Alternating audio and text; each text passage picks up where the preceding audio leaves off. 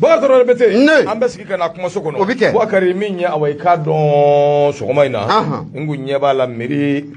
ma do be ba munumunu salula aka chala fe mo go be flake kungulula oho yaku tirike flake ye femba kuna o ka bo hakli o fa ka metri dala wa ne mo fie de e dun ti kuma o be mun ke flake kungulula ni kana do mo gasila baba klobila de metri ko ko aje bala ayen soro bi ko ayen soro ko flake kungulo metri ko kuma fora ya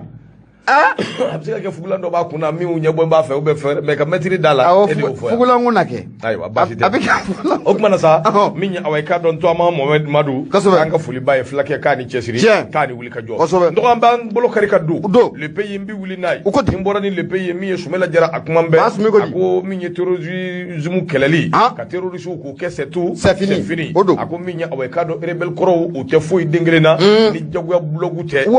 bombali ko bo de la ko ako ni jatemine ken nungo ni ka wuli ka jonu ka chesiri o donedu sabu minye awai kado kuna funi ko sirafe kado ka fo bise bara mina o donedu groupe zarme minum be nu accord nu buruno kala awai kado awnga jamana ngono jongo ala ya jira ka fo kulu ka chede bade kulu yo lu bela jile faranyo anga mimbi se ka to lu ka population o bise ka lakana chugumi o bina kana kele dabo terroristu awai kado ka se ko lu kele ako groupe zarme minum vlene awai kado ku yu bankol ko to ka faragacha anikado MSA ka yalsa mimbi se ka to awai kado bisika kele usiko ke chumi mi terrorist kele bazike bako o wati kele ndela lobe ka jama wele jama faranywanga ko bina population lakana o wati kele ndela minyi awaikado erebelu no ye bamanchuyi wala tikila mami no be no terrorist wi ko ni binyini ka ban population na ko beka population o beka utoro o beka ulajaba beka ko sugu bela jele da population ka akoni ye jatemine ke no funi sira fa minyi awaikado ma chama be minu ya jira ka fo groupe zarme minum be no ye bulu no ke sebe na sebe min nangba mako accord d'Alger jongo ala ukanti se kula nta nyedo ka nyeshi terrorisme ma awekado o ko ni fenye na dambe keneka sabu minya awekado ma terrorisme do be awekado Grand Sahara kono no AGC lube mina awekado o dugulente mashila nye dungudu beka mo bone unina nye dungudu bingani wali o beko taka mo segere akonu no minu vlene no terrorisme international luko ni beka wulika jo minge bika hata made untonyo atise ka focus adana akunga groupe zarme minu be koso dani na yajira ka foko minye mobile kemenani yu faranywanga keleke chefarin ko yu chaman bade ko yu faranywanga abe faranywanga inkundi dowre ko kaseka wulika joke maminu be no lube awekado kadu kulo stave koron vela infenu ya awekado population no bulu minam kaseka ulula kana sirike ba no ya awekado sumela jaray ajira ka foko hakli bala minye awekado nunga mamin be yu wulika joke kase Algerie mamin be no ya awekado mediation ere o nyama bay usero mano ya anga paren bay paren awekado abidoni mina ko bi halika la gushi yal maka kuma ta kanye shuma amuke nga onata be mali gouvernement anye wele dake ka lettre do boka jira bela jilina nya mala ka fo groupe zarme maminu fleni ubeka wulika jo minge ubeka sharia sosoli minge kerengere ni yala accord d'Alger ubeka sosoli minge anya dal fe kono ka dakere ka fo nya ma bela jilina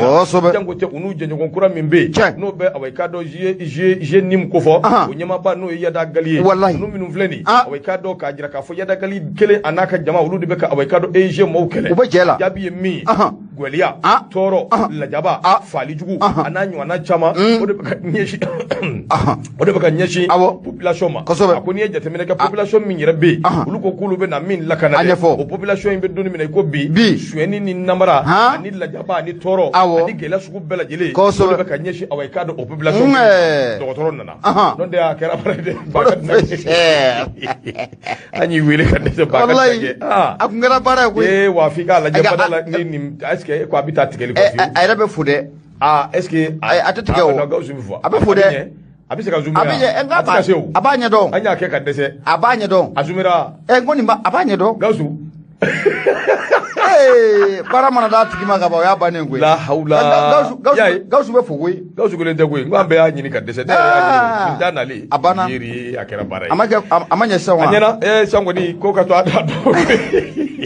Bakan nage. Ngaw jube nage de don nage. Ndo minya awai ka don nunu be blogu mina. Kuma kelembo de kan kosobe. Ako de siratigala nunu ngoni. Ayanu ka kla ka blogu bala. Awon ngoni ka jamana kono. Lakana awon be ko sabati anta fam. Sabu jamana dugu do be. Ikado ka fo olu koni. O bambulo fa chamanche. Wa lakana be ka bulaka atani fla. Ina fo tesit. Ina fo ansongo. Menaka dugu kono na. Ina fo Gawoville. Inta haka. Ani tarkit. Ananyo kona fuka tasi labzangama. Ani burem. Fandofe. Coalition mimbe no ejekule na be gacha ni MSA na bolu ko fo. Olu fana be ka wulika joke ka erebelu. Olu bunte awai ka no be terroristu ko fo. Sudani na masikalo kleta ani kele. En 2023 ma do be manaba fengumbu bolo. Olu ko ni tarabi maukan campement do kono. Ikardi wasa ahina. Ikado ka fo commune Anshawadi. Awai ka do jebo ko marala. Utarabi uka. Min yemuto ukumbo de bala. Wallahi. Wati minu binuka. Uyuka marama fenguka awai ka do min bagan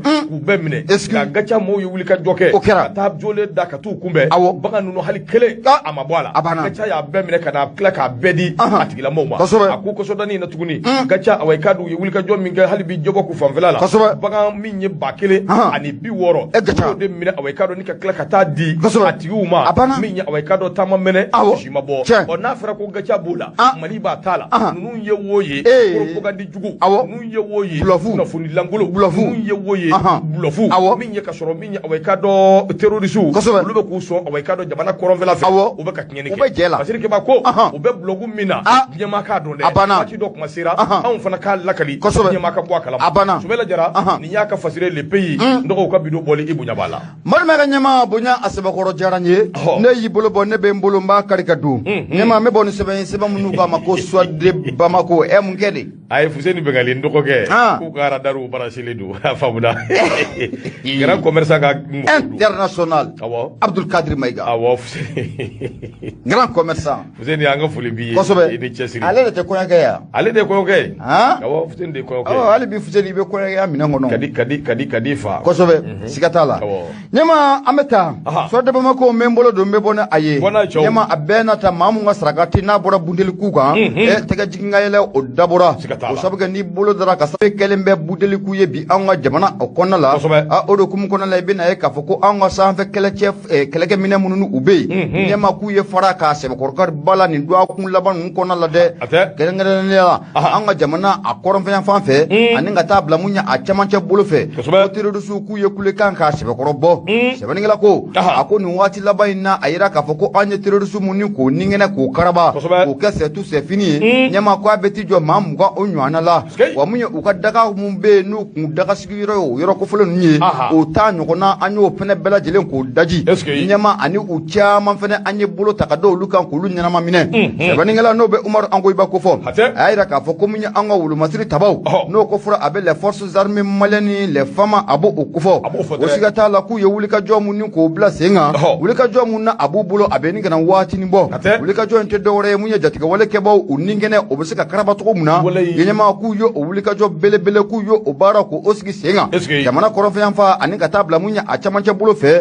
akli bianfa jamana fanta nani bela jele nyama ku ya sebe koro yukuba sebe ngela ko ako munye la daye munya anga chef d'état major général des armées ale fe sangani wati bela jele na abe boka kuna foni ka boka binte chari arme mana bara muni ko ke odo kum kon la ni wati labaina aye kuna foni ka boka binte chari ayira ka foko munya anwa keleke mine munumbe nyama ko ni wati labain kon na ku ye wulika jone chetri chaman kon ko ke operation temps ani ko nyama kibina aye ka foko anyo ke dugula ko munanga mako togu ndobugu aji wore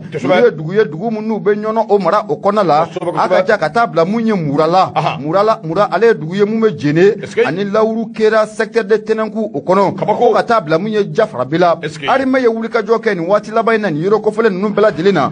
nyama o ko fa munye mission ta ani sheki ibina ay ka foko ari me yo o wulika jo fana ko ke o mission ta ani sheki o kara yoro ko fele muna dugu mumbe nanga mako tugu ani kata fra munye faba koroka ni bela dile dugu munu be nyono o mara o kona la mura no be jini kona la ko ari me ko ye wulika jo chama ne ken wati labain kona la sebaningela ko ako ari me ko ma dawdoro makoy keleke mina munu mambulo ni wati na be sambe keleke mina nunu ko fo o te pangru ye wa nyama ko anya wulika jo ko bla yoro la yoro nanga mako bangasi kata bla fo menaka o mara o kona la bura aka ja ko kemparana nunla wuli ka jɔ kɛra nin yɔrɔ kɔfɔlen nin bɛɛ lajɛlen na mun ye chef d'état général des armées a y'a yira k'a fɔ o wuli ka jɔ mun n'o kɛra nin waati laban in na ɲɛma ko a kɛra sababu ye mun ye terroriste maa 20 an y'o ningɛnɛ k'o karaba a bɛna ye k'a fɔ k'u ka daga sigiyɔrɔ mun tun bɛ yen u tun bɛ t'u ka labɛnw bɛɛ lajɛlen sabati yɔrɔ kɔfɔlen mun na o daga 10 an y'o kɛ c'est tout c'est fini wa maa 59 terroristes la siga kɛlen don maa minnu na k'u ye terroriste ye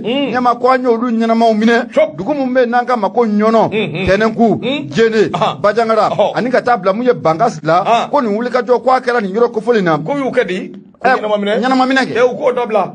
n terikɛ anw ka malo m'an bɔ koyi an ka dumuniw m'an bɔ dɛ c'est tout c'est fini y'a fura duman ye wulibali y'o ye dɛ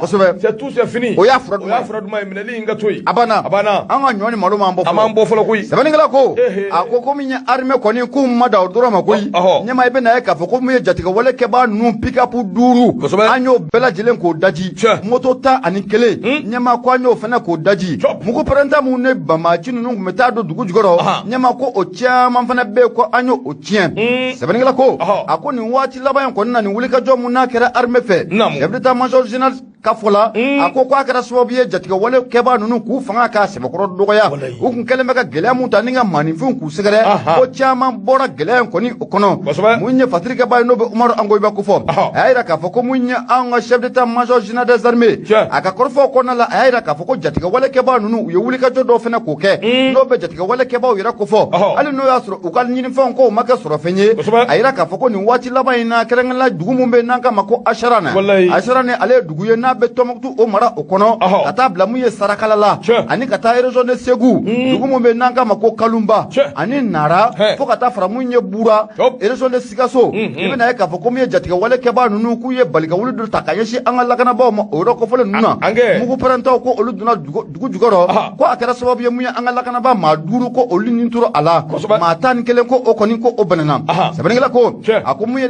chef d'état-major général des armées a ka kɔrɔfɔw kɔnɔna la a ko fasoden bɛɛ lajɛlen k'i hakili sigi k'o sabu kɛ mun ye an ka armée n'o bɛ an ka wolomasiri tabaw ko fɔ ɲɛma u bɛ wulikajɔ mun na jatigɛwale kɛbaaw ninnu k'u ningɛnɛ k'o karaba o wulikajɔ kelen k'u bɛna tɛmɛ n'o ye walasa buna adamadenw u bololafɛnw ani buna adamadenw yɛrɛ bɛ se ka lafasa cogo min na ko armée ko a bɛ tɛmɛ n'o baara ye a ka kɔrɔfɔw kɔnɔna la a y'a yira k'a fɔ ko wele bɛ bila fasoden bɛɛ lajɛlen ma maa minnu ne terroriste jɛlen bɛ k'u bolo k'o di ɲɔgɔn ma ɲɛma k'u ka segin u ka baara ka a bolo da wa a bɛ wele bila fasoden bɛɛ lajɛlen ma n'i ye sigana maa ye a ye fɛɛrɛ dabali bɛɛ lajɛlen kɛ a ka ladɔnniya teliyara chef d'état-major général des armées a kɔni ka kɔrɔfɔw kɔnɔna la a y'a yira k'a fɔ nin waati laban in na anw ka pankuru minnu bɛ sanfɛla la ko terroriste maa 20 o ningɛnɛ karabara u daga 10 an y'o détruit ɲɛma ani maa an y'a sama ka bɔ soit de Bamako ale kɔnɔ sɛbɛnnikɛbaa tɔgɔ de Umaru Angoyiba Madu Mayiga ɲɛma i bonya o b'a la Boubacar Traoré bete awa i k'a dɔn ka armée fo hali bi awa i k'a dɔn ka duwawu don kɛ u ni jamana kɔnɔdenw bɛɛ lajɛlen lakana bɛ se ka sabati cogo min Ala k'o hakilina n'o miirina Ala k'o don u la jamana in ka basigi anw b'o de nɔfɛ radio ye Nura FM 94 tomi murumuru 5 tɔgɔ ale soir de Bamako kelen El Hadji Mahamadou Gaba Mahamadou Gaba ale kuma min bɛ a bɛ hakili jigin anw ka Gaba international Maître Gaba Maître Gaba international les jeunes puissants les jeunes bouillants Gaba ye baara kɛla ye koyi Jalakɔrɔji kosɛbɛ o kuma Mamadou Gaba El Hadji ale de kuma bɛ soir de Bamako kɔnɔ an bɛ don min na i ko bi a ko min ye awa i k'a dɔn tɛgɛ di ɲɔgɔn ma Mali ale ni awa i k'a dɔn Niger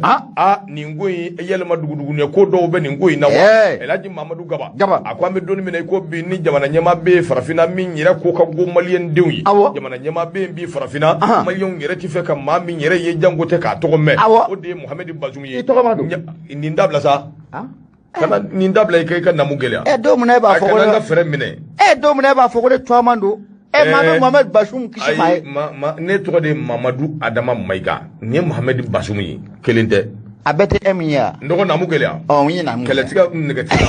a ko Mohamed Bazoum a de ko ka go maliyɛnw ye bi ni diɲɛ maa bɛɛ ye farafinna président kɔni a ko Niger président sabu Mohamed Bazoum awa i k'a dɔn a ye waliya ani ŋaniya min ta ka ɲɛsin maliyɛndenw ma nin waati laban ninnu kɔnɔna na jango tɛ anw ka marabaa minnu bɛ anw kunna n'o ye transition ye waati bɛɛ Fatirike b'a ko awa i k'a dɔn transition a b'u buruja waati bɛɛ a bɛ transition a b'a bɔrɔndɔ an hakili b'a la min ye awa i k'a dɔn wulikajɔ ani cɛsiri Mali away kado a transition ayo ke jamana ingono aya ye ka fo minya away kado a tita chugo shila fanga de mebo ani tege di nyoma kebo fanga laje away kado anga yelma do kula yelma indi dowre ka laje away kado tege kadi mawero ma halibi yelsa minya lakana ubisika ben chugo mi anga jamana kono yelsa minya faso deun ubisika lafia chugo mi akode zara no ye français anu lu tege obi nyambulo akalikan yo luye abi na fa bisili ka nyeshi ulu de ma mamedi basum ka kalfa torola mamedi la jabara mamedi koni ya takesa flengulunci dakulunci mangangulo ninta shido mamedi basum mamedi togola akoni ko suku beta kadam malika away kado sabu awni irisila andiga udira nyama awati kele ndila mamedi basum amado droma koy hali tikedi nyama mingumbe away kado awni Niger ni nyanje sura tukunda mamedi basum o tikedi nyama ayo betge o de sira tigela ko ni hakli bala minya away kado pembe mindara angun sedia ofe ka damine kalo kle kono do no janvier kalo kata se juillet kalo kle sabama san 2022 minya sedia wo togola u ya away kado embargo minda anga jamana nyama minumbi minun koni u kali ku chien ko away kado akana bwanga mfiu ku sago ka ke ni ye Mohamed Basum bo achamajela atobi de sirke bako ako beki boy minya Mohamed Basum ya away kado yana kana fangala Mohamed Basum mami ngundo adonedu sago koronfela inve minya away kado bamanchi wale atigila mami ngumbe sirke bako ko Mohamed Basum ko asembe olu dawla ako de sira tigala Mohamed Basum na kumbe ni mbedo nimbe kunganga ke sabubuye Basum ki jaga sire Basum ki chugo do nga minya Basum ya away kado akoni nana de sa Mali yere ke away kado ibafo kwa tana de Mali ala ni away kado nyama minu no lube anguna sirke bako Mohamed Basum awde kama minya away kado jamana ingono bi ko dumante alade akode kama minya Maliyoyi a chama mbe kun washi nanula usuke ku miri Mohamed Basum nimbe koni ye maye mami ya da an ay ko min danga adugulinde mashila Mohamed Basum ka wuli ka joke ka delegation chika na an bara Mali kono dungele mbe ni ngoingo akode sira tigala Mohamed Basum ye delegation minji odde away kado aka forces armées Niger tokola ukajala tigi ba damo ayuru faranyanga ukana uni ashimi ka nywanye basirike bako akoni ngoindu anga nasika alade dibi fendo bi soro ni ngoko ulibaldu nyama na daleme kunanja kama abe na ashimu fiwo ayiwa bashite ako fendo ko ni bisoro ni ngoko ako officier supérieur minumbe mi yerebe akoto naka tobela Mohamed Basum ka away kado chidew unale usegi ani nanzara ko officier supérieur do ka bon nazara dugula kata away kado Mohamed Basum nofe anaka mo mi mbora nyonye ngono okaseka fo fa shima koroshi fatirika bako ko de yato away kado anga mo ango ni sikana chamambe mi faso de ngemba ka ota ni ka nyeshi ni ngoima akonga Niger mami mbe no generali no be modi away kado salugu ko fo ale nale ajira ka fo ko chikando ka bon Niger nyama ya sola kana nyeshi away kado ashimima do wrete kuy teke di nyoma do wrete be ani kilinya do wrete o sample tigera away kado ko juru ko o sirinywana mimi se ka to halibi bisika lakana boli ayar dama ni nyanje sabu Niger ni Mali kilometre keme shegi ani muga ani kele ambo de partager ani nyanje on afra ko akake ni njugoina akuma bichade basirika bako ako kuma na sambi dunu mina ko bi ni ngoingo ni efenye fami na bi ma kamana gwa Mohamed Basum anga je ka baraka wa abina ke farasika nyakumuka jango tebbi ani farasi be chukumi ndoga alaba abike la bay ko nga Basum koni na sigina onjena note ko akuma ndi Mali yide ayira bodo Elhaji Mamadou Gaba aka fatiri fle ni ndogo minya away kado sordi bongo uka bido boli ibunya bala nyama Basum yire bodo ngui abado ka kuma nayi abado Basum ngoni mbado ka kuma nawnyu aywa akodi fle sa na daleme kunanja kama non de Mali ni Niger koni be kele ama magen fu goto wallahi ama mashigen abana de jamana foite Mali muge sajola region de Kay Draman Dambele abaka name anga fuli bay nyama nouvelle region ne be mbolo do mbe bona aye bamana ko wulujugu ka manganci alete sugu joko bali sebaningala o de Fatoumata Bobo Doumbia ayira ka foko jore jekulu mumbe nanka ma appel du 20 février ni jere jekulu yeni bela jele ma kalama akolo bakari o kera wati temonuna munye maison de la presse yira o konala na kɛra kiri kɛra waati caye wa jɛrɛjɛkulu in ye a ɲɛ minɛlen don maa min bolo o de Isa Kawu Jimi ye ani ka taa fara parti mun bɛ n'an k'a ma ko parti Sadi n'o ko fɔra a bɛ dɔgɔtɔrɔ Umaru Marigo kofɔ ɲɛma ani jɛrɛjɛkulu mun bɛ n'an k'a ma ko MDP Mouvement Démocratique et Populaire i bɛna ye k'a fɔ ko nin jɛrɛjɛkulu belebele saba farala ɲɔgɔn kan ɲɛma u y'a jira k'a fɔ k'olu bɛna wuli ka jɔ ni cɛsiri bɛɛ lajɛlen k'o bila sen kan maa minnu bɛ fanga la an bɛ don min na komi bi ɲɛma k'u bɛ fɛ ka fanga in k'a t'u kamankɔrɔ de k'u tɛ fɛ k'a bila cogo si la k'o de hukumu kɔnɔna la olu bɛna wuli ka jɔ k'o kɛ walasa o baara mun o mirina acte mun o b'u la mirina ta in ko a kana se ka sira sɔrɔ cogo si la sɛbɛnnikɛla ko a ko i bɛna ye k'a fɔ ko nin jɛrɛjɛkulu sɛbɛnnikɛla ko in to yen a tɔgɔ fɔ i ka fasiri fɔ ko in ka gɛlɛn bi dɛ a ka gɛlɛn tɔgɔ fɔ i ka fasiri fɔ Bamakɔkɔrɔtaga min b'a la nin ye wa ka yɛrɛ dɛ Bamakɔkɔrɔ wa ayiwa bisimila a kɛ kiki ye cɛ fɛ yan cɛw cɛ fɛ ayiwa bisimila cabinet la cabinet ayiwa bisimila cabinet Sisi Kati Baba ko ko n'a pas confiance siga t'a la walayi kosɛbɛ bisimila ɲɛma mun ye Fatumata Bɔbɔ Dunbiya a y'a jira k'a fɔ ko ni jɛrɛjɛkulu belebele saba appel du 20 février parti Sadi mun ye Mouvement Démocratique et Populaire MDP ninnu ye lajɛrɛ dɔ kɔni kɛ dɔgɔkun tɛmɛnen in na lajɛrɛ mun kɛnɛ kan u bɛn'a kan k'a ka communiqué dɔ kɔni k'o bɔ k'o bin ten cari communiqué mun kɔnɔna la u y'a jira k'a fɔ an bɛ don min na komi bi olu bɛna fara ɲɔgɔn kan ka fɛɛrɛ ni dabali k'o kɛ maa ma de n'olu hakilinata o ye kelen ye ɲɛma walasa Gwara kɔni ko o bɛ se ka da mirina ko bɛ maa minnu na ni ka fanga ni k'a t'u kamankɔrɔla la ko o mirina ko bɛ maa minnu na ko walasa ka Gara k'o sɛbɛkɔrɔ da ka ɲɛsin o kɛbaaw ma u y'a jira k'a fɔ ko régime n'o bɛ sen na an bɛ don min na komi bi ɲɛma ko régime dɔ ye régime min n'an b'a fɔ a ma ko dictature wa buna adamadenw yɛrɛ ka hakɛ kɔni ko o tɔɔrɔlenba don a kɔnɔ ko buna adamadenw ka hakɛ ɲɛma k'i bɛna ye k'a fɔ ko degun talen bɛ k'o sɛgɛrɛ sɛbɛnnikɛla ko a ko an ka parti politigiw bilama ɲɛma ko ji sɛbɛkɔrɔ duruntulen don koyi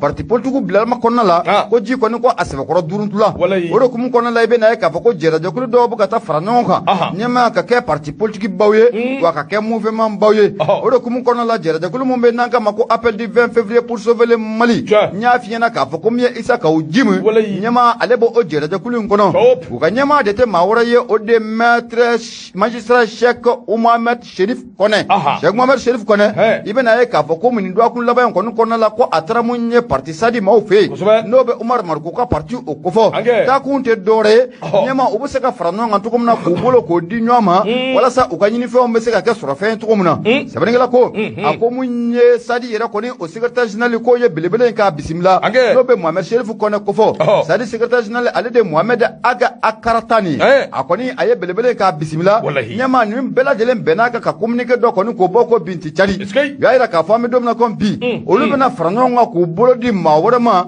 wa u bɛ n'u bolo di jɛrɛjɛkulu ma jɛrɛjɛkulu minnu n'u hakilinata o ye kelen ye ɲɛma ko maa minnu bɛ fɛ ka fanga k'a t'u kamankɔrɔla la maa minnu tɛ fɛ ka fanga k'a bila cogo si la maa minnu bɛ fɛ ka bɛɛ démocratie n'i y'a ye k'a fɔ ko a donna an ka jamana kɔnɔ ko maa dɔw de ɲin tora a la ko nka ko an bɛ don min na komi bi ko wulikajɔ min n'o bɛ sen na o de ye k'o démocratie k'o sɛbɛkɔrɔ bafuye k'o ye fɛn ye olu tɛn'u sigi abada k'o lajɛ ko nka maa minnu fana bɛ yen n'u bɛ fɛ ka fanga in t'u kamankɔrɔla la k'u tɛn'u sigi abada k'u lajɛ wa k'u bɛna Gwara kɔni k'a sɛbɛkɔrɔ da ka ɲɛsin ko in ma sɛbɛnnikɛla ko ninnu ka lajɛda kɔnɔna la u bɛn'a kan k'a fɔ k'an bɛ don min na komi bi maa minnu bɛ ka jamana mara k'u bɛ san délai kɔni k'o ɲɛf'u ɲɛna u ka san délai ɲɛma k'u ka fasoden bɛɛ lajɛlen k'u lasigi walasa mun ye basigi ko o bɛ se ka na an ka jamana kɔnɔna la cogo min na u y'a jira k'a fɔ ko mun ye projet de nouvelle constitution baara mun o bɛ sen na ɲɛma k'o t'olu fɛla ko ye bi ko o t'olu fɛla ko sini k'u bɛ tila k'a ɲini jamana in marabagaw fɛ k'u ka fɛɛrɛ dabali bɛɛ lajɛlen kɛ maa bolilen minnu bɛ yen n'o bɛ dɔgɔtɔrɔ Umaru Marigo kofɔ a n'a jɛɲɔgɔn tɔw k'u bɛɛ lajɛlen bɛ se ka segin cogo min na ka na an ka jamana kɔnɔna la k'u b'o laɲini k'o kɛ jamana marabagaw fɛ o bɛɛ la kɔnɔna la u y'a jira k'a fɔ k'olu ka dɛmɛ kɔni bɛ ta ka armée kɔni k'o sɛgɛrɛ u ka dɛmɛ bɛ ta ka armée Mali ɲɛma k'u ka dɛmɛ bɛ ta k'o sɛgɛrɛ nka o kɔni y'a jira k'a fɔ ko min ye appel du 20 février Isa Kawu Jimi parti Sadi ɲɛma Umaru Marigo ani ka taa fara mun ye MDP kan u kɔni y'a jira k'a fɔ k'u bɛna wulikajɔ bɛɛ lajɛlen de k'o sigi sen kan maa minnu bɛ fɛ ka fanga ni k'a t'u kamankɔrɔ k'a jasolon t'u kamankɔrɔ n'u tɛ fɛ k'a bila ɲɛma ko u ka ɲinifɛn ko a kana se ka kɛ sɔrɔfɛn cogo si la k'u bɛna wulikajɔ k'u kɛ kunnafoni filɛ nin ye an y'a sama ka bɔ nouvelle origine ale kɔnɔ sɛbɛnnikɛ b'a tɔgɔ de Fatumata Bɔbɔ Dunbiya i bonya o b'a la ndogo Fatumata Buba awekado ambafu ka walinyuman ka ni bara ka dumbiya la mejere jokulu ka bela jilefo hadi be ka nyinu fe ku sokoleto ka radio Mandila Nura FM bi konondo ani nani tomi murumuru duru 76 33 43 03 o yanga ne juru sirai ndogo ambita minya awekado soirde bomoko ne bata jaw soirde bomoko awekado minye kuma kembe akono mami ngumambe uyo Umaru Ongoy bayi ako awekado mimbi talike alama hidana bubeila melu bube maiga menena la mimbi talike o ka fali koka asaya koka minya arasu bachi ndoko ko manda awekado ko daraka ka bi shishe ni ala sona ma juengalo kleta ani saba ni ala ka jay na mugelea minya awekado wati mina awekado kulu bi sebendinge kwa ko ni gira lulu la ka fo minya chroniqueur mimbe anfea no bi talike awekado Mohamed Yusuf Bachili be ko amako arasu bachi ko manda de dépôt awekado ko daraka tribunal de grande instance de la communicatif ko awekado sabu ajerla ka fo kwa ye minge nazarakana abi wele de ko simulation d'infraction ina fo awekado procureur ka sebe o ba fo chugumi ndogo simulation d'infraction mbina do akono ko fe mba wala sabu ni bi fon fe mina anyanyini ikanye do anyanyini ani kiriti la mo yere do ye nwa soro simulation d'infraction mundu ya nyefaji sabu akoni aminya hali kiriti la mado be minu ngo kuma dilikabe nga kwa bi code penal ka ba kono code penal ni ala sona ambina kana nyefo ndoko bo hakilna jigina akoni e jetemeneke minya awekado kuna funu ya jira ka fo lafia bugu 5e arrondissement goro mi ngumbe au commissariat anake olude wulika joke kata convocation kata di arasu bachima mi mise ka to abise kata inyefo minye chroniqueur no Mohamed Yusuf Bachili arasu bachi awekado olu klale wati minade atara procureur fe anake olu fana ala temeka awekado ablakata minye bomoko kurai minye awekado sumelu buwe maiga kwa masakoi ko afara de minye awekado ko de fenye femi na kanga fofo to dewi minye arasu bachi ka yu fo awekado kene doka ko ingera so buye ka mo ka mana gonko akera sumelu bube maiga premier ministre do awekado kundu ka damene san 2017 kana se san 2019 ayeren tanyara awekado sangele o kofe patri ke bako awekado kera marskolo klimugo anikele san 2022 tanyara ka to awekado kasubuna commissaire de police mimbe na be 5 arrondissement tenendo kunu tedi lu convocation black 10h wati kata di awekado arasu bachi minyi awekado aleni mawere tukuni no be jakulu do ko fo no kwa makusigida nyeta no be urukia dumbia no bo kofo dongo ala wati mina convocation tara duma ina fo kuno funu yajira chukomi arasu bachi awekado ko kuma kaminu mbora da kene doka kene mimbe na be asuma CFP awekado nabo ka kene kofo na kera awekado sibrido kalo klita anikele mimbe talike arasu bachi minvo ko anake awekado ode kera amene sabu arasu bachi yajira ka fo minya awekado bubeye kwa farade ko ye femi awekado ni akanga bla mina mingono benu don patirike bako awekado minye ningo bela jilinyi dongo ala arasu bachi mada drama ko hali maminu kumbe nolu kumbe awekado nolu be asma tola no be sentela ko lu maseka wulika joke ka awekado wulelike kanyeshi fanga o mamimbe ajira ka fo bubeye akama uya lanyini wati chama akata furake kikado ka fo ku maso ko sente maminu be nolu be asma tola ku maso ka interpeller like patirike bako ako 24 heures à plus tard o tekle ngo fo wa sedem mo awekado lu ko ni sebenike sedem awekado ka seben communiquer sebe ka wele dake ka nyeshi jamana fama uma mimbi se ka to uba laje yinyama jole na sabu ni nguma ka minu flani ni ya ye afora se ke awekado ko do be akoro kuma mimbora da ni prevu na sorabolo mimbi se ka to awekado bebi lafia tiza afara mafa o se ka nyedo chuko mu wele dake ko fanga tigela ma uyere ka wuli ka joke ka ni ngu inda bala o de sira tigela minya arasu bachi akoni wele la awekado abebolo la ni ala sona ma minya kalo kleta ani saba akashijuma obike to ejuengalo jugement bike anataka tanya folike wati kele ndela minya awekado rose la vie chère kia dumbia poivron rose association awekado sigida nyeta anya me kwa alefana owelela minya awekado arasubachi noka sabu minya konu nui rose ta ko da amadon tigitika awelela fengele mina kuna fundila ko kwa aleko ni ma onyedo nga ma chama be minu mbika foko rose dumbia kwa aye kuma kan do fo energy tv 120 mimbi talike jamana yere kala kana ko tembi o teshini mimbi tali kɛ sɔrɔko la min bɛ tali kɛ vie chère a n'a ɲɔgɔnna caman min bɛ tali kɛ away ka dɔ jamana marabaaw yɛrɛ dɛsɛli ka jamana yɛrɛ basigi yalima ka jamana away ka dɔ lasago ka ɲɛ o kɛ dubiya k'a kumana nin bɛɛ kan a na kɛ n'o de kɔni don away ka dɔ fɛn kɔni tɛ yen fɔlɔ min fɔra maa ye a welelen don kun min na yalima away ka dɔ min y'a to away ka dɔ a bɛ bɔgɔ jeni nka n'a wulila min na don n'a nataw la an n'a ɲɛfɔ fasodenw ye nka an kɔni bɛ min dɔn o de ye k'a fɔ fasiri ye min fɔ o de ye k'a fɔ min ye arasibaci ta le 13 juin k'a bɛ juger dɔgɔ ko away ka dɔ infraction o simulation d'infraction voilà a bɛ code pénal kɔnɔ ko simulation d'infraction ko away ka dɔ misali la a b'i n'a fɔ ni e ko k'i ka wari tunna k'a sɔrɔ i yɛrɛ b'a dɔn k'a ma tunu wari tunni o ye infraction ye bon a ma tunu o fana infraction ayi o ye simulation ye donc c'est à dire i b'a dɔn a ma tunu k'i tugu k'a fɔ k'a tunna donc simulation d'infraction i ye infraction dɔ simuler quoi t'a dɔn a bɛ faamuya cogo min i y'a faamuya min i ko min kɛra k'a sɔrɔ i yɛrɛ b'a dɔn a ma kɛ voilà i yɛrɛ b'a dɔn fɛn ma kɛ ten voilà donc o de don bon maintenant u ko ko assassinat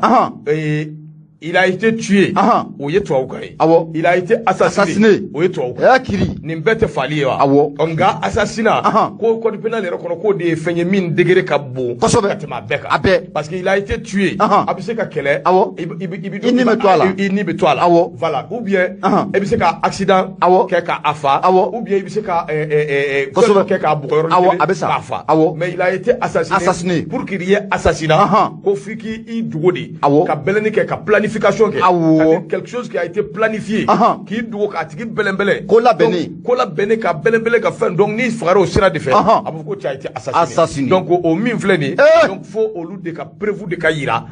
donc min don il a été assassiné fo preuve de ka dɔn donc simulation d'infraction donc assassinat ye infraction ye n'i ko k'a fagara k'a sɔrɔ preuve t'i bolo i m'a daluyaw yira i ma fɛnw yira i yɛrɛ b'a dɔn a ma kɛ donc ko simulation don donc k'a bɛ code pénal kɔnɔ an da ye ɲininkali ye ka ɲɛfɔli kɛ mɔgɔw ka se ka faamuyali sɔrɔ donc simulation d'infraction voilà i y'a fɔ cogo min na ɲɛma a fɔra ten ko sabu kɛ sɔgɔmada na i yɛrɛ wuli ka jɔ kɛ k'a ɲɛɲini a ɲɛw sɔrɔla u ye nin de fɔ an ɲɛna k'a fɔ ko a ko in bɛ nin hukumu de kɔnɔna la a kɛra i yɛrɛ ɲɛna dɛ a kɛra ɲɛna ala ka ɲɛ ka d'a ma an ka taa ɲini yɔrɔ jan ayi simulation d'infraction k'a kɛra o cogo in de la kosɛbɛ fana ko a dɔn minɛnen bɛ ni o de ye fɔlɔ yanni an ka ɲɛ sɔrɔ a la k'a bɛ code pénal kɔnɔ an ye ɲininkali min kɛ an t'a dɔn dɛ an ye ɲininkali min kɛ o de fɔra kiiri bulonba kiiri sun tigilamaw yɛrɛ bolo u ye min sɔrɔ ka fɔ de ye o de ye nin minnu b'a dɔn yɛrɛ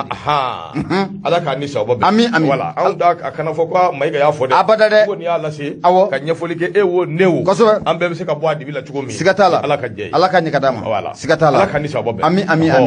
ɲɛma ne y'i bolo bɔ ne bɛ n bolo n b'a kari ka don kosɛbɛ l'alerte n bɛ bɔ ni ale ye sɛbɛnnikɛla tɔgɔ de Bamusa Kane Bamusa Kane a y'a jira k'a fɔ ko Dr Sogɛli Kokala Mayiga ni an ka jamana premier ministre ɲɛma ko a welelen don o sabu kɛ mun ye dialyse mun no o bɛ Gabaro n'i y'a jateminɛ k'a lajɛ ale bɛ Sikaso ani ka taa fara mun ye Mɔti kan maa minnu bɛ yen ko rɛndimi kɔni ko o kɛlen bɛ k'u sɛgɛn a ɲɛma k'u ka dialyse kɔni ko a jɔlen bɛ nin yɔrɔ kofɔlen na dɛ n'o bɛ Gabaro Sikaso ani Mɔti a b'o kofɔ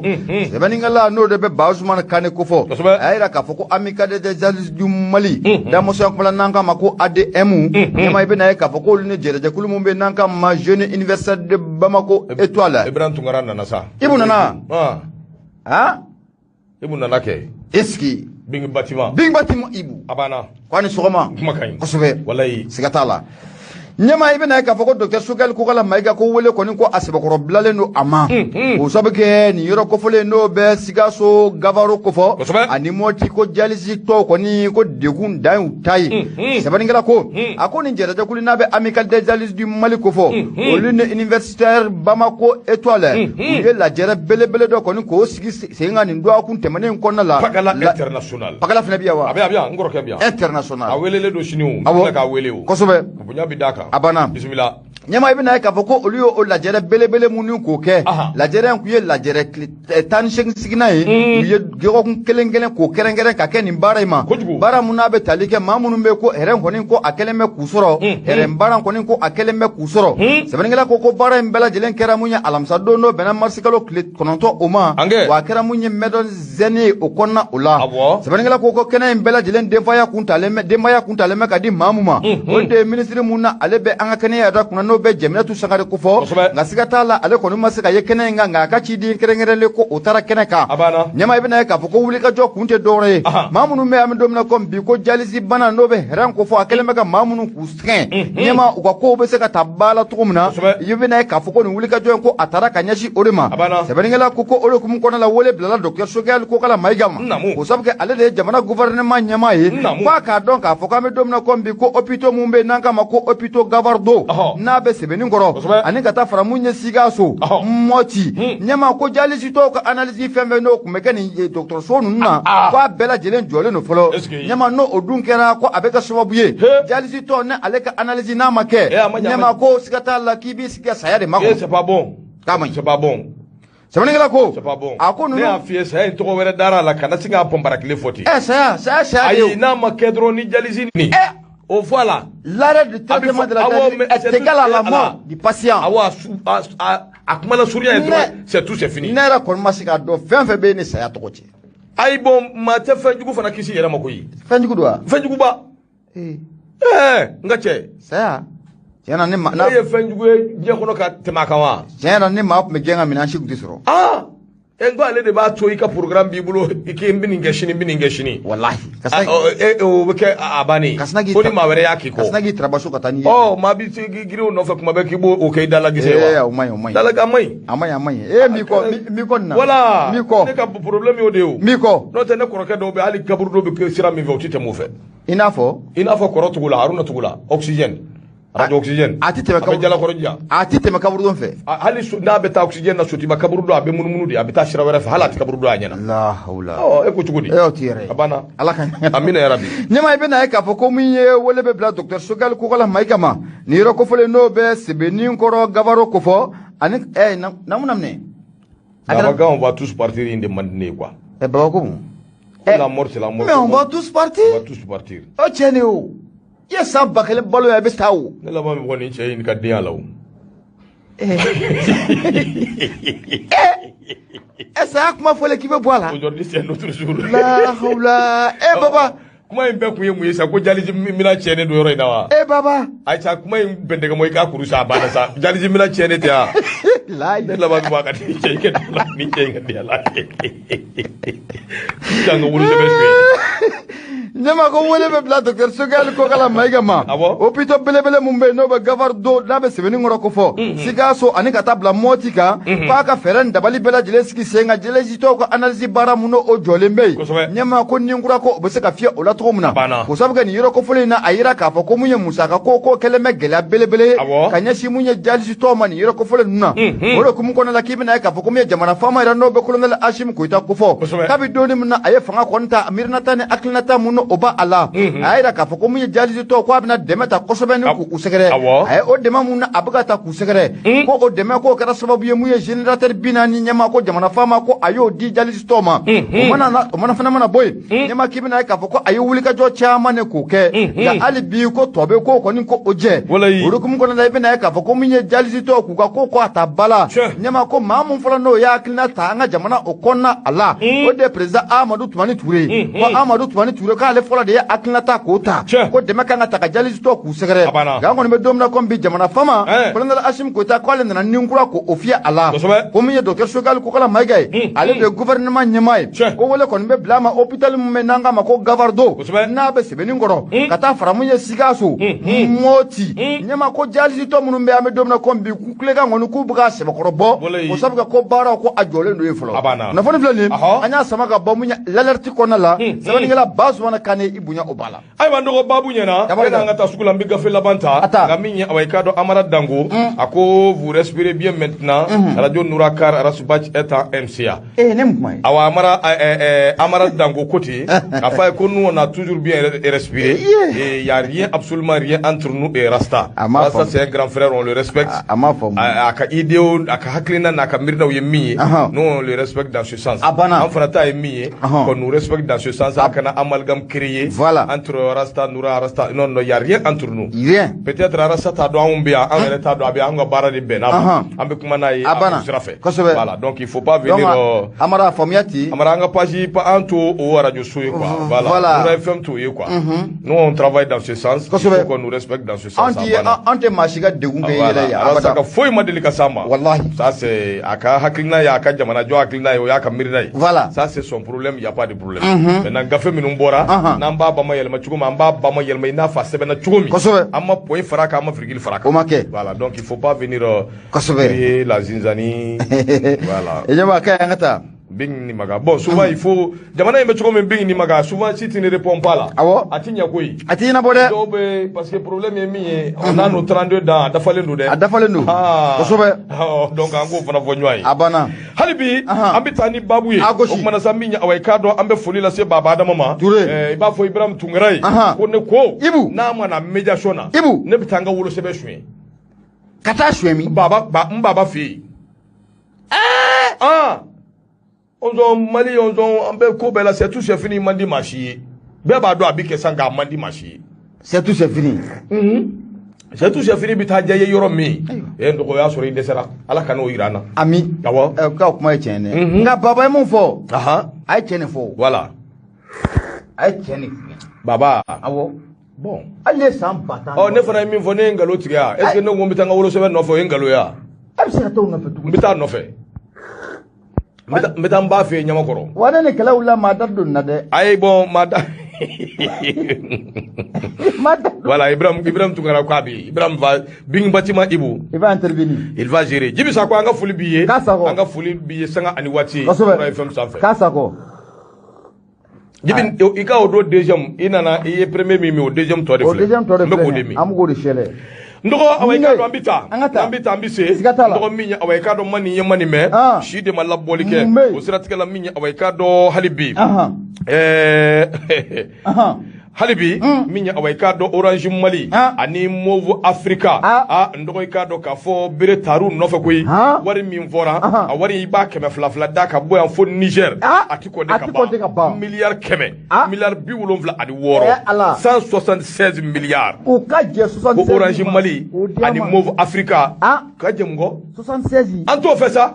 76 tugo di bi yere fa 6 milliards indro ka sisi mbwala kadama uta mu 76 no fe iya fana be do fana ngache kana tanyi ni jansa abe do toucher kera fe 6 milliards o kadama mba classe sang wa keme bi dima subhanallah 6 milliards neta wa keme ngache ifana ma baraka ka soro koyi fana ma baraka ka la hautani Ibrahim tibara kubala de non da kumbe wa keme dima awo o kumbe doni bo ambe gawsu ka moto fali ko damo ya se mbole ala la ila ay bu ko na de ana simlar ke boy awo katande ala ka dama ana simlar ke to ayiwa baasi tɛ min ye awa i k'a dɔn min ye awa amara a bɛ komi a fana ka faamuyali man bon ten o tuma an b'ale sen bɔ an ka kow la a ti k'a faamu wa awɔ an k'ale sen bɔ an ka kow la a ko bɛ nɔgɔya sisan a banna voilà i ni baraji merci beaucoup ale ka taa min ye hali bi an bɛ taa dɔgɔ min ye justice ye a k'a dɔn k'a fɔ k'u ye kow ɲɛnabɔ min ye awa i k'a dɔn miliyari 176 i k'a dɔn u y'o de ɲɛnabɔ k'o de bɛ sara a ko cour suprême du Mali k'i ka dɔn k'a fɔ a ye awa i ka dɔn jaabi bɔ k'a bin o kɛra bi affaire min bɛ tali kɛ société de téléphonie Orange Mali ani Move Africa Malitel i ka dɔn o sira fɛ a ko réellement ko TEM réseau malien des consommateurs de téléphonie mobile olu de ka laɲini don awa i ka dɔn olu ka laɲini awa i ka dɔn a b'i n'a fɔ cour d'appel kun ye a jalatigɛ nka ko in bɛɛ lajɛlen taara di cour suprême ma o cour suprême kɔni o fana y'a da tabali kan pa k'a jira k'a fɔ miliyari 176 o sarali siga t'a la k'o bi sara a ko n'i hakili b'a la nin ko in tibitaba a barika boyara kosɛbɛ fo ka kɛ sababu ye u y'u tɛgɛ da awayika dɔ Move Africa ni awayika dɔ Orange Mali u ka compte u kan nka olu ka kiiri tigilamaw olu ka lafasabaw olu de wulila ka awayika dɔ wuli ka jɔ kɛ ni awayika dɔ tɛgɛ bɔra u ka compte u kan yalisa u bɛ se ka baaraw kɛ cogo min ɔ ni Nzeyi Cour suprême yɛrɛ bɔra k'a danganiya k'a jira k'a fɔ miliyari 176 k'o bi sara ɔ yalima awayika dɔ tɛgɛ bɛna da Orange Mali ani Move Africa u ka compte u kan wa yalima a bɛna kɛ cogo di Ala de ye a dɔnbaa ye nka ko in kun tɛ dɔwɛrɛ ye fɔlɔfɔlɔ ni weleliw kɛra halisa bɛ yen halisa répondeur kɛ a bɛ kɛ répondeur sarali o de ye problème ye parce que ne yɛrɛ hakili b'a la n dɔgɔ an ye dugu fɛn fɛn kɛ farafinna dugu fɛn fɛn kɛ a dugu bɛɛ la n'i taara répondeur kan min ye awayika dɔ crédit a tɛ tigɛ a wari tɛ tigɛ kun voilà a tɛ tigɛ kun mais n'i yɛrɛ y'a to yen parce que répondeur ye min il faut que mɔgɔw k'a faamuya an k'o fana ɲɛfɔ c'est à dire n'i ye téléphone ci Orange ou bien Malitel ou bien Kubife. Ni ta k'a sɔrɔ. O b'a f'i ye vous êtes sur le répondeur de Gaussou Keita. Veuillez laisser un message, votre message s'il vous plaît. Donc olu bɛ k'o min f'i ye normalement o wari e man k'o sara. Bon mais il y a n'a fɔra ko vous êtes dɔrɔn o b'a sɔrɔ a tigɛra. Mais n'u tilala kuma min vous êtes sur le répondeur de Ibrahima Tunkara. Bing bâtiment veuillez laisser votre message s'il vous plaît. Mangani dɔ bɛ bɔ. Tii o mangani kun de k'i averti k'a fiyɛ sisan kɔni a bɛna tigɛ ka crédit kuma est-ce qu'il y'a faamuya depuis bɛɛ bɛ fɔ an fɛ yan depuis vous wallahi u b'a tigɛ o de ye problème ye donc depuis o kuma bɛ fɔ o cogo in na dɔrɔn a bɛ tigɛ o de man ka tigɛ donc o min kɛra consommateur wulila de ka dimiw la ka plainte don sabu a bɛ san caman bɔ u bɛ awayika dɔn u bɛ k'o waleya kɛ donc cour d'appel y'a tigɛ o min ye sisan cour suprême o fana tɛmɛna n'a ye o sira fɛ an bɛ dugawu kɛ ala k'a ni sababa bɛn Maimuna Dunbiya a ka fasiri awayika da bakuruba ye nin ye ka bɔ sɛbɛn kɔnɔ sɛbɛn min n'an ko a ma ko soir de Bamako o ka bidon bɔli an bɛ taa sugu la nka yan'o cɛ an ka limanaw hakili jigin k'a fɔ sini ye awayika dɔ donba ye Nura FM na k'a daminɛ sɔgɔma fo ka taa se wulafɛla la sɔgɔma ni gâteau ni fɛnw tigɛra ka ban dɔgɔ min ye awayika dɔn tilegan fɛ selifana waati kurannajigiw bi kɛ dumuniw bi kɛ ɔ min ye Kulubalilakaw ka fɛn o bi yan sɔ ɔ kini ani sogo ni fɛn caman an b'olu ma takulaw ni y'a faamuya b'a la boisson ni malilɛw n'a ɲɔgɔnna caman o bɛɛ de bi ɲɛnabɔ voilà y'a ye wa donc n'o bɛɛ banzira ka ban kuranna bi kalan n'an tilala kurankalanw na an b'o bɛɛ banzira ka dugawu kɛ awayika dɔ ka sɔrɔ ka ɲɔgɔn labila dankunu tɛ san sɔrɔ jurukɔrɔ ɲɛma a fɔ kanubaw ɲɛna ko hali bi k'u lamaga dɛ a banna ko sabu nin fɛn mun fɔlen filɛ a ko ka ca koyi a ka ca kojugu yɛrɛ de k'u lamaga siga t'a la o kumana ka foli lase hali bi an ka karamɔgɔbaw ma min bɛ tali kɛ Ustaz Sumare an b'a fɔ ka waleɲuman dɔn ka foli lase Adama Toye ka bɛ u ka belebele awayika dɔn ani anw ka misiri minnu bɛ anw fɛ Jalakɔrɔ Koɲumani yan o maa minnu bɛ yen a ka dɔn a bɛɛ bɛ na ye kɛnɛ kan ko n yɛrɛ tan bɛ ka di olu ma ni Ala ka jɛ ye o tuma ka bɛɛ fo ka bɛɛ waleɲuman dɔn sɔɔni an bɛ ɲɔgɔn sɔrɔ yan nɛgɛjuru sira 76 33 43 03 76 33 43 03 ni Ala ka jɛ ye an ka taa sugu kɔnɔ voilà Gawusu Keta garçon de fer awayika dɔn ma ni fin ɲɛ o ɲɛ dɔ bɛ sɔn da i la min ye awayika dɔ zikiri fimani an ka foli b'i ye zikiri baara i ni cɛsiri Ala k'an to ɲɔgɔn ye min ye awayika dɔ bere bila badabada bere bila tigiba min bɛ yen n'o bɛ Jason Touré kofɔ Faransi sigi la Jason awayika dɔ an n'a bɛ ɲɔgɔn bolo sabu min ye awayika dɔ a ka wulikajɔ n'a ka cɛsiri a barika bonyani don kosɛbɛ bere bila a ye n'i y'a ta k'i tɛ bere bila kɔni i b'a sɔrɔ fɛn wɛrɛ dir'i ma n'o tɛ bere bila siga t'a la kabako fura don i k'a ta ani ka bere bila a tɛ kɔrɔ ni si bulɔgu t'a la dɛ bere bila ye dɛ bere bila ye dɛ walahi de Ala ye a yɛrɛ ka sɔn fura ye ɲɛma bere bila don ne y'a ta o ne a ma se essaye ma ne t'a tɔni bɛ n bolo ne t'a ta kuma bɛɛ ko kuma bɛɛ tɛ n'i y'a ta siɲɛ kelen k'i da bana yɛrɛ ko maa jɛ i yɛrɛ b'a ye bana mana kɛ cogo o cogo la n'i ye bere bila kɔni k'ale siyɛlɛ ka ban i lafiyara wa dabali a bɔra ni kura ye dabali n terikɛ dabali fura dabali de bɛ na nin bɛ na ka n sigalen dɔ bɛ nin bɛ ta a ta k'a fura ka bɔ i la siga foyi t'a la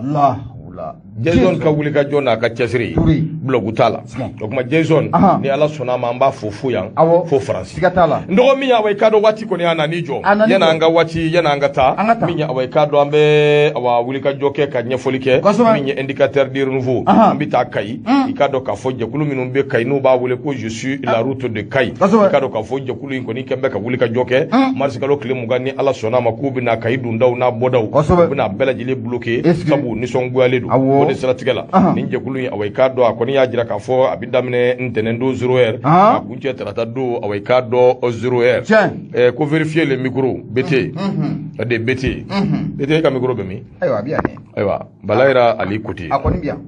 a lajɛ i ka fɛnw lajɛ ka ɲɛ o kumana sa k'u bɛna lajɛ ka wuli ka jɔ kɛ ntɛnɛn don 0h ka taa kuncɛ awai ka dɔn min ye tarata don 0h la a bɛ kɛ Kayi région bɛɛ lajɛlen na min ye sira fɛn fɛn bɛ n'a bɛ Kayi mara la u b'a bɛɛ lajɛlen tigɛ dɔwɛrɛ tɛ u kɔni ka laɲini dɔw bɛ yen fo awai ka dɔn olu de ka sabati n'o tɛ olu ka nin wuli ka jɔ in olu b'a kɛ waati caman a k'o de siratigɛ la sira min bɛ yen n'a bɛ bɔ Kayi ka taa Sandari ani Jema min ye Kati Keɲeba Kita ani Kati o sira fana fo k'a lajɛ baaraw fana Kayi ani Yelemani o baaraw bɛ se ka daminɛ cogo min ka wuli ka jɔ fana kɛ joona min ye awai ka dɔn Kayi Diboli o fana baaraw awai ka dɔn u bɛ se ka lalaga cogo min tɛmɛna ka bɔ yen k'a lajɛ sira min bɛ yen n'a bɛ awai ka dɔn Sajola ani Keɲeba kofɔ o financement bɛ se ka lasɔrɔ cogo min Kayi Awura ani Kifa o fana ta u kumanin bɛ o kan fo ka taa se pont min bɛ yen n'a bɛ Bafula bɛ pont ani a annexiw kofɔ o fana bɛ se ka lajɛ cogo min Babarutu ani ka dɔn min ye Kaliya Tukoto fo ka taa se Kitama nin bɛɛ lajɛlen ye siraw de ye minnu awai ka dɔn n'u bɛ ka laɲiniw kɛ bɛɛ lajɛlen ka lajɛ min bɛ se k'a to awai ka dɔn k'u bɛ se ka ɲɛ sɔrɔ cogo min Sirikɛba a ko hali bi ninnu ka laɲini ninnu kɔni ye min ye o de ye awai ka dɔn u ye sɛbɛnden min bila ka taa di gouverneur ma a jirala k'a fɔ sa min ye nin ko ninnu sira ninnu de a tiɲɛna de k'a tiɲɛ Sebekɔrɔ tiɲɛ o de y'a to Sebekɔrɔ diminen don Michel Yao a kɔni y'a jira k'a fɔ baara in kɔni a bɛ daminɛ ntɛnɛn don ka dugu jɛ tarata don na ni ala ka jɛ ye i k'a dɔn Kayi fan bɛɛ lajɛlen fɛ indicateur de renouveau nin y'u ka fasiri ye u ka bidon bɔli i bonya b'a la. Ɲɛmaa bonya Sebekɔrɔ diyara n ye an bɛ bi ta yan an b'a kuru k'a da yan.